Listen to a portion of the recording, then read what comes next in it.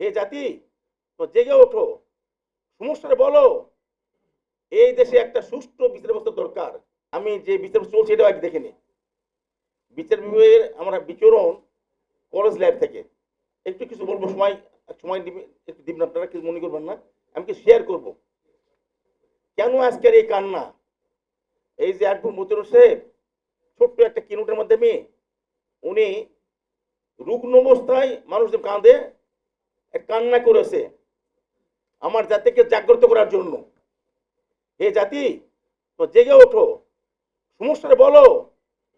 এই দেশে একটা সুষ্ঠু বিচার ব্যবস্থা দরকার, স্বাধীন বিচার ব্যবস্থা দরকার। তার জন্য একটা সুন্দর বাজেট দরকার। আমার এক ভাই বলে গেলেন গতানুগতিক বাজেট, ঠিক তাই, গতানুগতিক বাজেট এটা দরকার নেই। আমি যখন ল প্র্যাকটিস শুরু করি বগুড়া জজ কোর্টে, কি দেখলাম, ডিসি সাহেব অনেক করতে পারে রুষ্ট ক্রিমিনাল কেস দিলেন, ডিসি জজ সাহেব জামিন দিলেন, জেল গেটে বেরোচ্ছে, আবার আরেকটা কেস দিচ্ছেন, সে জামিন দিলেন, আরেকটা কেস দিচ্ছে, জামিন দিলেন। ফোর্থ কেস যখন আসছে তখন ওই জজ সাহেব বললেন যে এরপরে যত কেস আসবে সব কেসে জামিন আগাম দিয়ে দিলাম। ডিসি সাহেব উনি করে বললেন, I should see whether this is more powerful or the judiciary is more powerful. এই কথা শুনেছি, সেই দেখা গেল জুডিশিয়ারি ইজ মোর পাওয়ারফুল। তখনও এই সুষ্ঠু এই স্বাধীন বিচার ব্যবস্থার কথা আসেনি, কারণ জুডিশিয়ারির একটা শক্তি ছিল। জজ সাহেবরা তাদের সেই রাইট এক্সারসাইজ করতেন কি জন্য, ন্যায় বিচার স্বার্থে। একটা কথা গেল, আমি যখন অ্যাডভোকেট, আমি একটা রায় পাইলাম, চিফ জাস্টিস মুর্শিদ সাহেবের রায়। নাটোরের একটা লোক, গরিব মানুষ, সরকারি জায়গার উপর বাড়ি করে বাস করতেছে, কোনো কাগজ নাই। থার্ড পার্টি এসে তাকে উচ্ছেদ করবে, সে হাইকোর্টে আসলো, প্রোটেকশন চাইলো যে আমাকে প্রোটেকশন দাও, রিট করলো। রিটে দেখে যেহেতু সে দখলে আছে, সরকার তাকে ডিস্টার্ব করছে না, থার্ড পার্টির কোনো অধিকার নেই তাকে ডিস্টার্ব করার, উনি রিটটা রুল অ্যাবসলিউট করে দিলেন। সে লোকটা এখনো দখলে আছে। কি জন্য, স্ট্রং জুডিশিয়ারি ছিল। চিফ জাস্টিস মুর্শিদ সাহেব ছিলেন জাস্টিস, উনি ন্যায় বিচার করেছেন। আরেকটা ঘটনা, আমি as a justice of supreme court, আমি জাটিতে বহুদিন 3 বছর পর্যন্ত লেকচার দিয়েছি সিভিল লয়ের উপরে। ওই ডিসি জাস্টিস সমস্ত লোয়ার জুডিশিয়াল জাজরা তাদেরকে আমি অ্যাজ রিসোর্স পার্সন আমি বক্তব্য রাখছি তাদের সামনে। আমি দেখেছি এখনো অনেক মেধা সম্পন্ন জাজ আছে যারা লোয়ার জুডিশিয়াল আছে, এদেরকে যদি সঠিক পরিচালিত করা যায় ন্যায় বিচার প্রতিষ্ঠা করার জন্য, এই দেশে এখন বিচার প্রতিষ্ঠিত হবে। কিন্তু এই যে এক্সিকিউটিভ যারা, তাদের যে কালো হাত জুডিশিয়ারির উপর রাখার বারংবার চেষ্টা, এতে হচ্ছে কি আমাদের স্বাধীন বিচার ব্যবস্থা হচ্ছে না।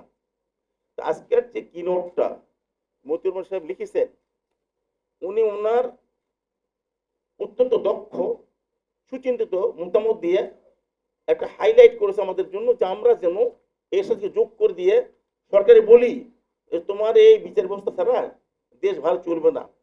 এই বিচার ব্যবস্থা, এই বিচারকে ইনশিওর করতে গেলে এতগুলো স্টাফ লাগবে, এই লাগবে, এই লাগবে, এত টাকা লাগবে, তুমি এটা দাও, দিয়ে এটা করো, যাতে আমরা গোটা বাংলাদেশের লোকরা শান্তি পাই, সুষ্ঠু ন্যায় বিচার নিয়ে চলতে পারি।